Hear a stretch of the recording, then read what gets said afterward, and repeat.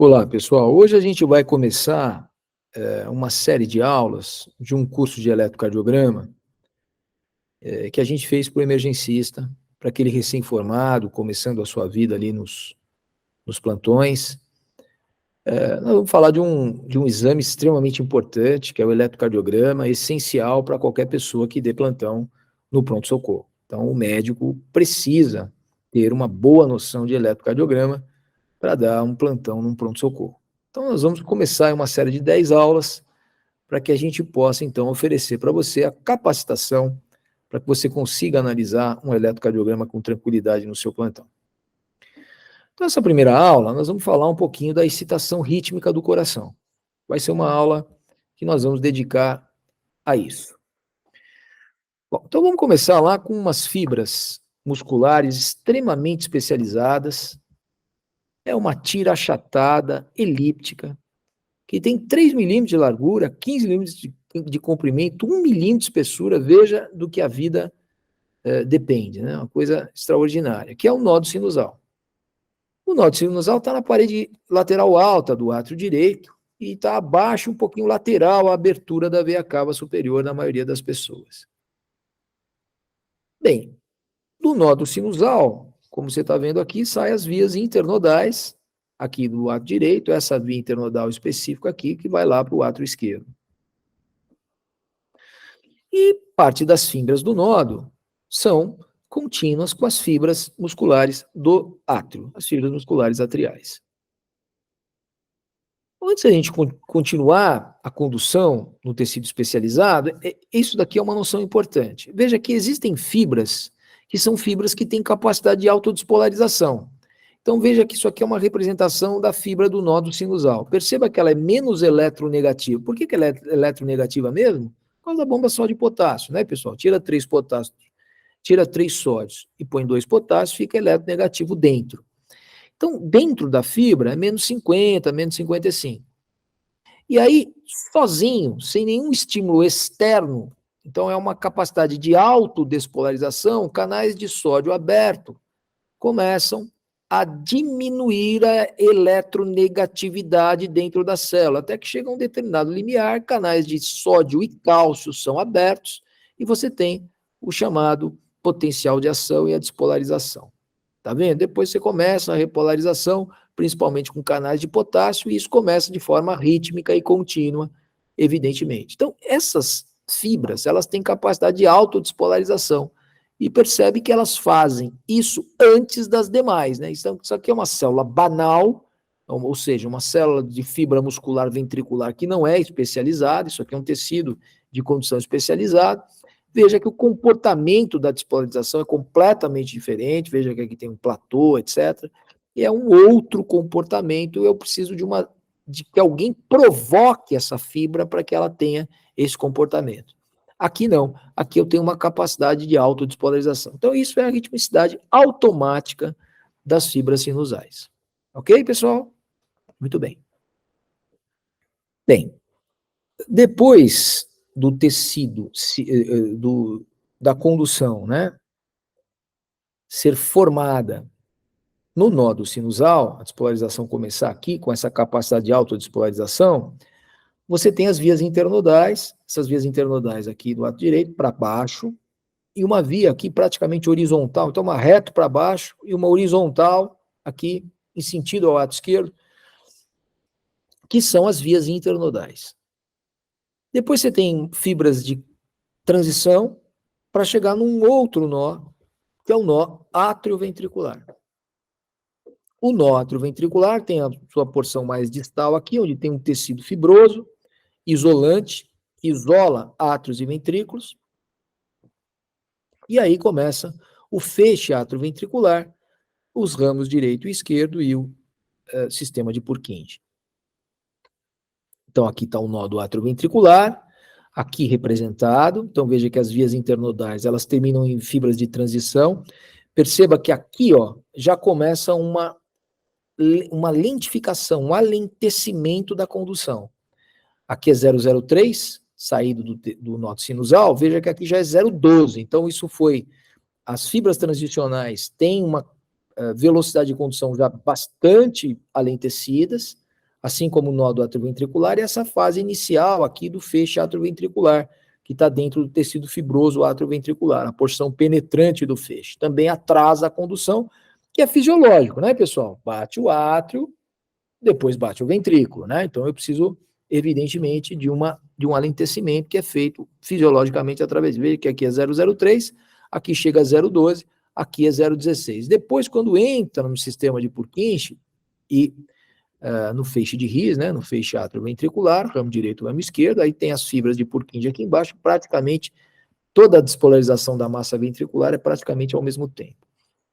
Então, o nó do atrioventricular está na parede septal posterior do átrio direito, imediatamente atrás da válvula tricúspide, perto, bem vizinho, adjacente à abertura do seio coronário, que é aquele sistema de veias que desemboca no átrio direito. E, finalmente, você chega nas fibras de Purkinje, que vão despolarizar toda a massa ventricular com uma extraordinária velocidade, 3 a 4 metros por segundo, e aí você tem a despolarização da massa ventricular. Veja aqui que você tem um tempo para tudo isso, né? Então aqui você começa no nó sinusal, veja que aqui você tem um determinado tempo de despolarização dos átrios, aí passa pelo nó atrioventricular, pelo feixe atrioventricular, a porção penetrante, a porção mais distal, veja que aqui tem um alentecimento, né? Aqui já é 0,16, tá vendo?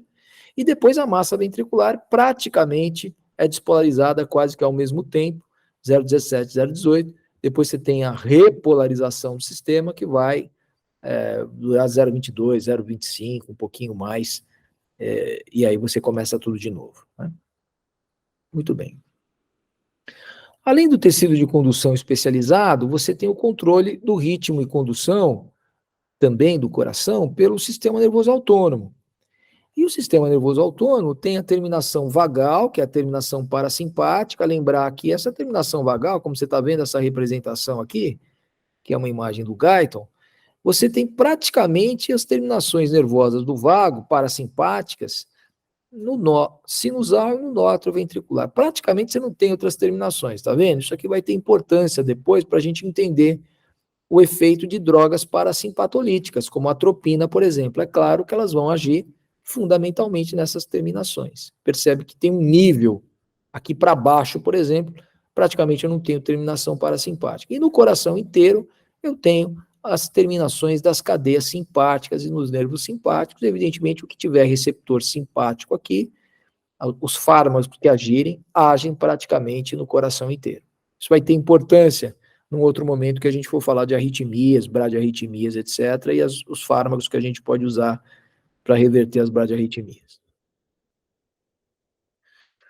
E aí a gente chega na representação que eu gostaria que vocês entendessem que nós temos o que é possível a gente fazer. Como existe essa despolarização, como existe essa condução, como existe essa corrente elétrica que é gerada no coração, e como o coração está imerso num tecido circundante que é condutor, então quando a gente coloca eletrodos na superfície, a gente consegue identificar através de um circuito, isso aqui é um circuito fechado, eu coloco um eletrodo aqui, coloco esse aparelho, eu fecho um circuito, tá vendo?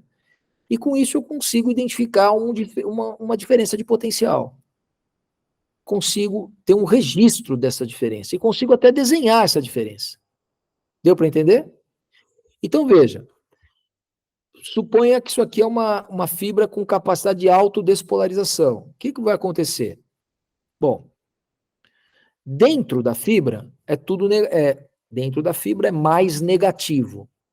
Fora da fibra é mais positivo. Lembra? Bomba de sódio e potássio. Então, dentro é mais negativo, eu tiro 3 sódios e ponho 2 potássios. Então, dentro é mais negativo e fora é mais positivo. Agora eu começo um processo de despolarização. Abrem-se lá canais de sódio, canais de cálcio e sódio, etc. E começa a entrar carga positiva para dentro. Tá vendo? Desculpe, começa a entrar carga positiva. Tá vendo? Começa a entrar carga positiva. Muito bem. Bom, se eu colocar esse eletrodo, essa extremidade aqui, e linkar essa extremidade com o negativo do meu marcador, E se eu colocar essa outra extremidade no positivo do meu marcador, e se a onda ela caminhar da esquerda para a direita, por convenção eu coloquei dessa forma, como é que vai, o que vai aparecer nesse marcador de diferença de potencial? Vai aparecer uma diferença positiva por convenção. E essa diferença ela é máxima, é uma diferença de potencial.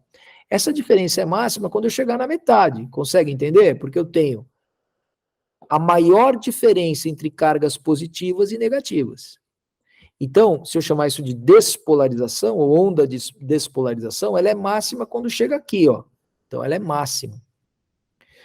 Quando ela continuar, eu vou ter cada vez uma diferença menor entre o número de cargas positivas e o número de cargas negativas, até que essa diferença vai ser zero, porque eu vou despolarizar a fibra inteira. Não vai ter mais diferença. Esse eletrodo vai estar numa carga negativa e esse eletrodo também vai estar numa carga totalmente negativa. Não tem diferença.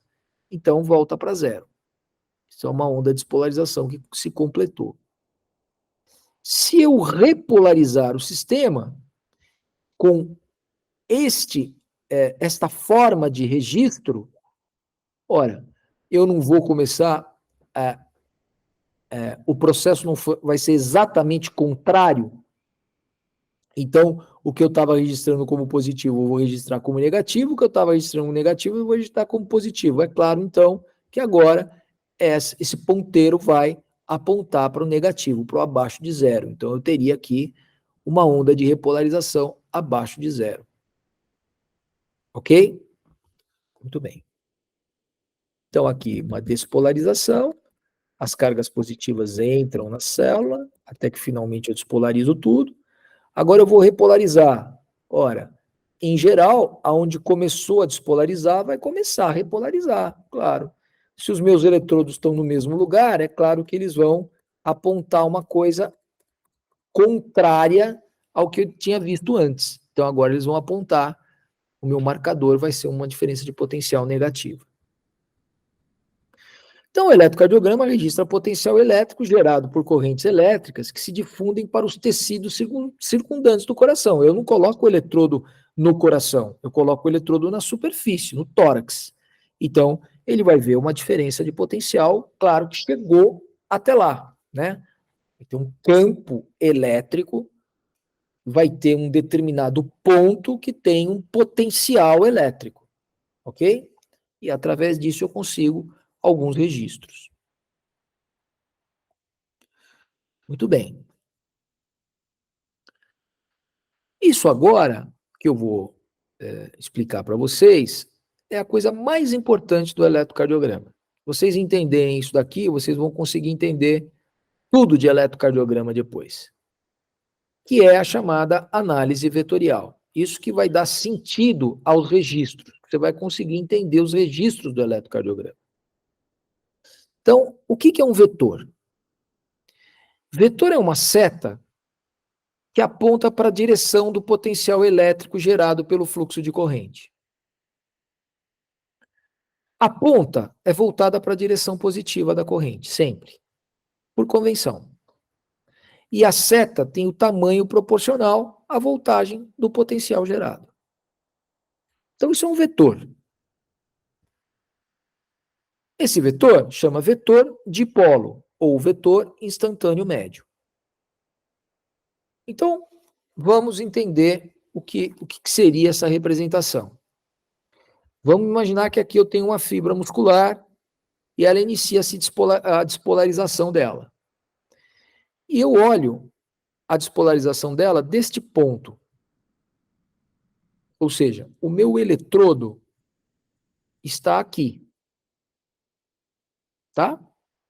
O meu eletrodo que registra, que vai dar lá o registro, tá? É claro que são dois eletrodos, né? Porque eu tenho que fazer um circuito. Mas, digamos assim, o eletrodo que faz o registro é esse olho aqui, tá? Muito bem. Então, veja.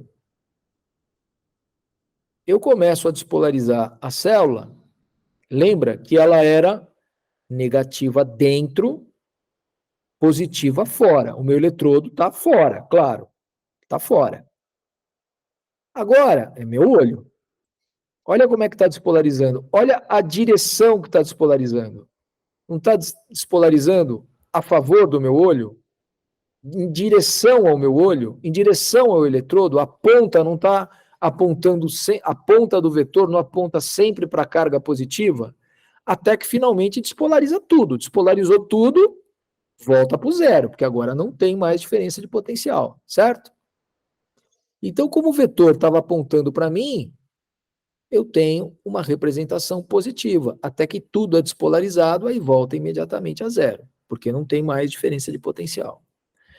Por outro lado, se eu colocar aqui a mesma fibra muscular, mas eu olho numa direção diferente daquela, ao invés de olhar naquela, eu olho numa posição, melhor dizendo, diferente daquela. Então veja que agora a despolarização eu estou vendo pela cauda, porque a farpa do vetor sempre aponta para cargas positivas. Então é claro que eu vou registrar de forma abaixo de zero, negativo, porque eu estou vendo a cauda do vetor. Quando tudo despolarizar, não tem diferença de potencial, volta a zero. Agora, eu posso estar numa posição interessante, eu posso estar bem embaixo da fibra. Imagina, meu olho está aqui bem embaixo. Olha só, tem uma parte do vetor que eu estou vendo positiva, porque ele está chegando, tá vendo? Agora tem uma outra parte do vetor que eu vou ver pela cauda, porque ele está indo embora, não é? Então, olha o que eu vou ter. Eu vou ter uma parte positiva e uma parte negativa até chegar no zero. Isso a gente chama de iso difásico. Ok? Muito bem. Mas como que é essa coisa de vetor eu posso utilizar no eletrocardiograma? Olha, imagina que num determinado momento eu tenho uma despolarização da massa ventricular, tem uma despolarização do ventrículo. Imagina que é esse vetor instantâneo médio que eu quero representar, tá certo? Então imagina que aqui, ó, eu tenho uma despolarização que vai nesse sentido, da base do coração para o ápice. Então esse é o vetor instantâneo médio em um determinado momento, da despolarização da massa ventricular. Quando eu colocar um eletrodo aqui, por exemplo, o meu eletrodo, ele consegue enxergar só uma linha reta, pessoal. Ele só consegue enxergar uma linha reta. Então, eu coloquei um eletrodo aqui, fechei um circuito e quero ver a diferença de potencial, né? E eu quero representar isso através de um vetor. O vetor vai representar isso. Ok. Esse vetor aqui eu não consigo ver desse jeito. Então, na minha perspectiva, eu tenho que decompor o vetor, tá vendo? O vetor é esse aqui, ó. Eu decomponho para a minha linha, para a linha que eu consigo enxergar, aí sim eu consigo enxergar o vetor. Ora, não é um vetor que está indo da esquerda para a direita, eu não estou aqui na direita, eu não estou vendo a farpa do vetor, então como é que seria a representação gráfica dessa corrente, né, ou dessa diferença de potencial, melhor dizendo? Seria positiva. Ok? Deu para entender? Então vamos imaginar que eu tenho um eletrodo que vai registrar o que ele olha aqui. Eu tenho um eletrodo que vai registrar o que ele olha aqui. Eu tenho um eletrodo que vai registrar o que ele olha aqui. E eu tenho este vetor instantâneo médio, eu vou ter que decompor. Então, se eu decompuser para este olho, eu não estou vendo a cauda, então vai ser um traçado negativo. Se eu decompuser para este olho, olha, eu estou vendo 90 graus, então vai ser isodifásico. E se eu representar para este olho, eu vou decompor para cá, e eu estou vendo a farpa do vetor. Então está vindo na minha direção, eu vou ver algo positivo. Tudo bem, pessoal? Deu para entender? Muito bem. Então, a gente encerrou com vocês essa parte inicial, falando um pouquinho de como se comporta a condução no tecido especializado e iniciando com vocês, explicando para vocês o que é um vetor e o que seria uma análise vetorial de superfície para a gente entender o eletrocardiograma da próxima aula. Tá bom, pessoal? Até a próxima aula. Até mais.